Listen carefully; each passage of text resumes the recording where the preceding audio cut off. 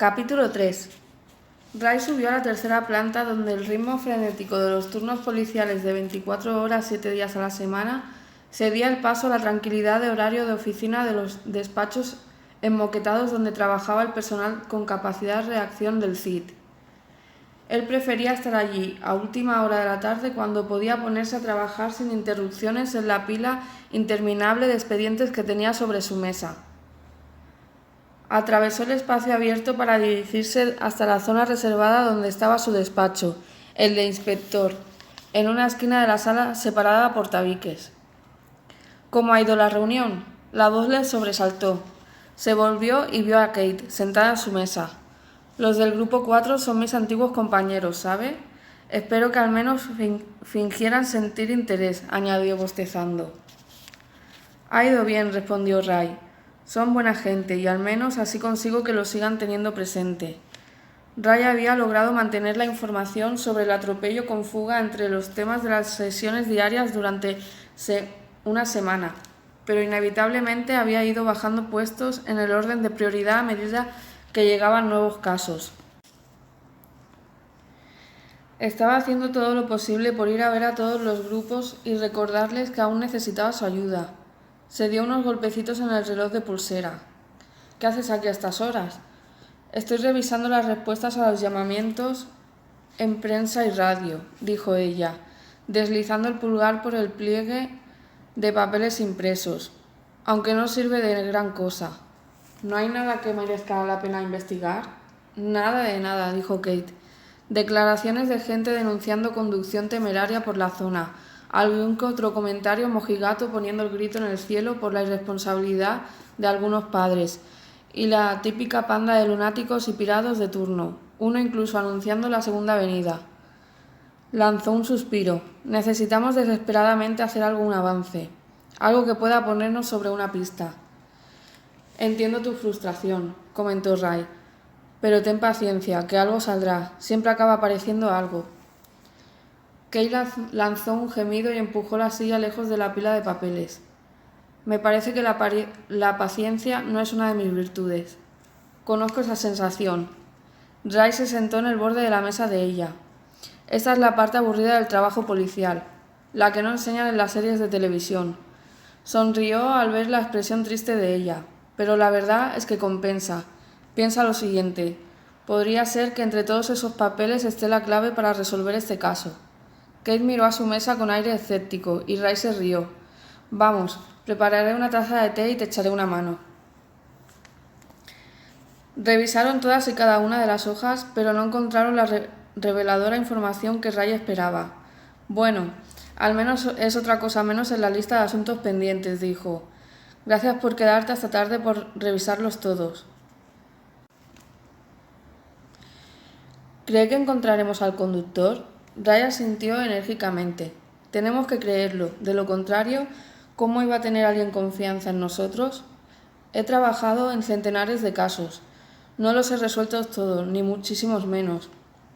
Pero siempre he estado convencido de que la respuesta está justo a la vuelta de la esquina. Stampy dice que ha solicitado que el caso se divulgue por televisión, en el programa Crime Watch. Sí, es el procedimiento habitual en los casos de atropello con fuga, sobre todo teniendo en cuenta que la víctima es un niño. Me temo que eso implicará que nos lleguen muchos más como estos. Señaló la pila de papeles cuyo destino inmediato iba a ser la trituradora. No importa, dijo Kate, no me viene mal hacer horas extra. El año pasado me compré un piso y me está costando lo mío llegar al fin de mes, sinceramente. ¿Vives sola? Se preguntó si era oportuno hacer esa clase de preguntas en los tiempos que corrían. A lo largo de los años que llevaba como policía, la corrección política había llegado a un punto en el que se hacía necesario rehuir a toda costa cualquier cuestión de índole personal, por remotamente personal que fuera. Pronto la gente se quedaría sin temas de conversación. Casi siempre, contestó Kate. Compré el piso yo sola, pero mi novio se queda muchas veces. Lo mejor de ambos mundos, supongo. Ray recogió las tazas vacías. Bien, pues será mejor que te vayas a casa, dijo. Tu chico se estará preguntando dónde estás. No pasa nada, trabaja de chef en un restaurante, dijo Kate, pero se levantó también. Sus horarios son peores que los míos. ¿Y usted? ¿Su mujer no se desesperará con la cantidad de horas que trabaja? Está acostumbrada, dijo Ray, subiendo la voz mientras iba a su despacho en busca de su chaqueta. Ella también era policía. Ingresamos juntos en el cuerpo. La Academia de Policía de Rinton-on-Durmor tenía pocas cosas memorables, pero sin duda el bar había sido una de ellas. Una noche, durante una patética sesión de karaoke, Ray había visto a Max sentada con sus compañeros de clase. Se estaba riendo, con la cabeza echada hacia atrás para oír algo que le decía una amiga. Cuando vio que se levantaba para pedir otra ronda, él apuró su pinta de cerveza prácticamente llena para poder abordarla en la barra, solo que se quedó allí plantado como un pasmarote sin decir nada. Por suerte, Max era más desinhibida y fueron inesperables durante el resto de 16 semanas del curso. Ray contuvo la sonrisa al recordar cuando salía a hurtadillas del alojamiento de las chicas a las 6 de la mañana para volver a su habitación. ¿Cuánto tiempo lleva casado?, preguntó Kate. 15 años. Nos casamos en cuanto acabamos las prácticas. ¿Pero ella ya no trabaja en el cuerpo? Max se tomó una excedencia cuando nació Tom y ya no volvió a trabajar cuando llegó la pequeña, explicó Ray. Ahora Lucy tiene 9 años y Tom ha empezado su primer año de secundaria, así que Max está planteando volver a trabajar. Quiere reciclarse como profesora. ¿Por qué dejó de trabajar durante tanto tiempo? Había una curiosidad genuina en los ojos de Kate, y Ray recordó cuando Max mostraba una incredulidad similar en los tiempos en los que ambos eran dos jóvenes que trabajaban en el cuerpo. La sargento de Max había dejado la policía para tener hijos, y Max le había dicho a Ray que no entendía qué sentido tenía hacer carrera si al final ibas a abandonarla y dejarlo todo. Quería quedarse en casa para ocuparse de los niños, dijo Ray, y sintió una punzada de culpa. ¿Era lo que Max había querido o simplemente le había parecido lo correcto lo que creía que debía hacer? Las guarderías eran tan caras que la opción de que Max dejara de trabajar les había parecido obvia, y él sabía que ella quería acompañarlos para ir a la escuela, los 2 días de competición deportiva y los festivales.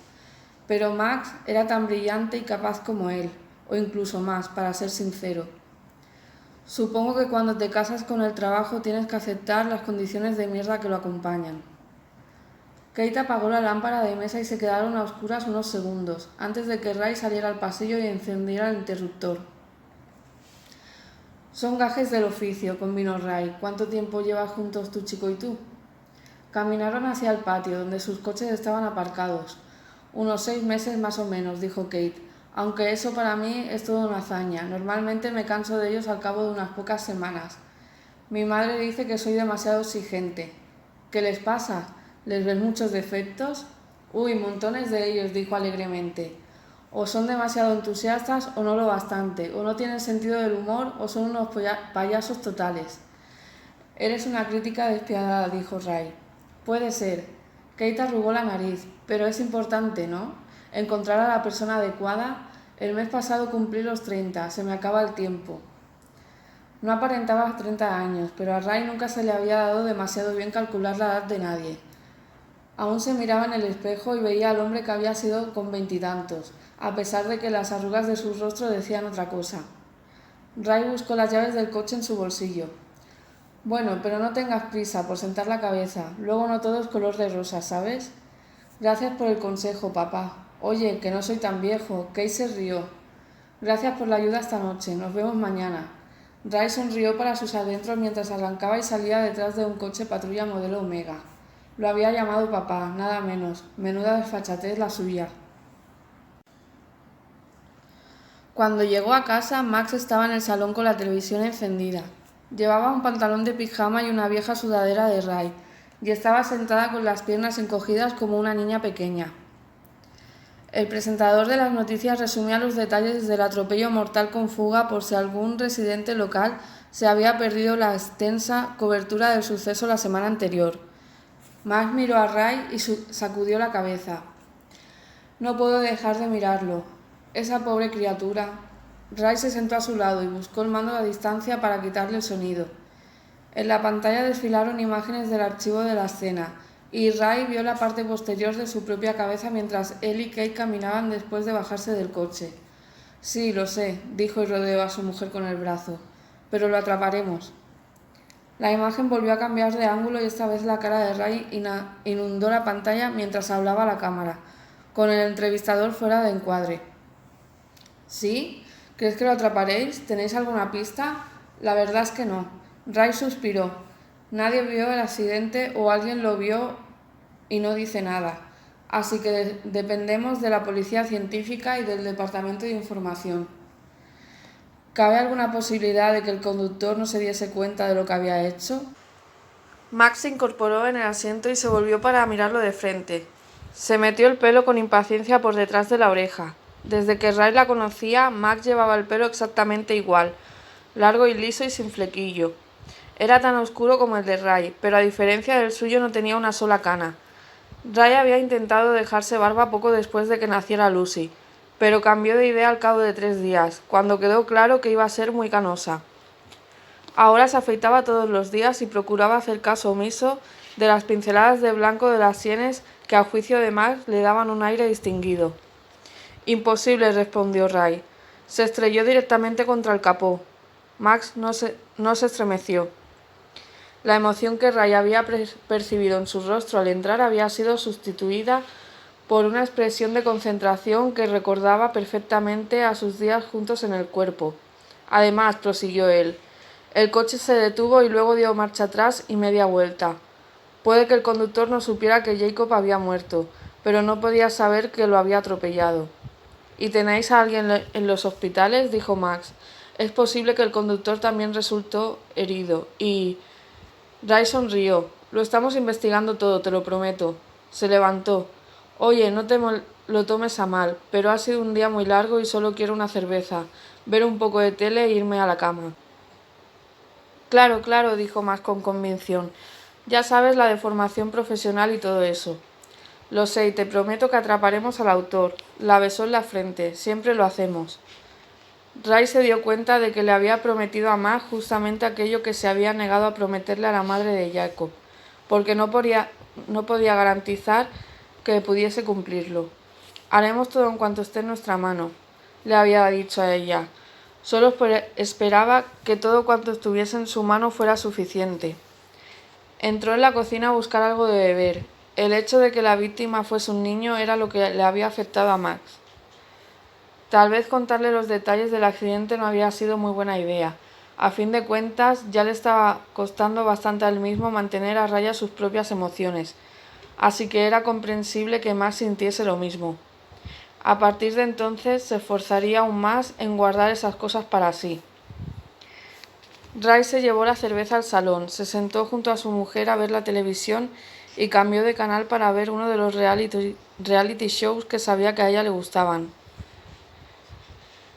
Al llegar a su despacho con un puñado de archivos que había recogido de la sala del correo, Ray soltó los papeles encima de su ya abarrotado escritorio e hizo que la pila entera cayera deslizándose al suelo.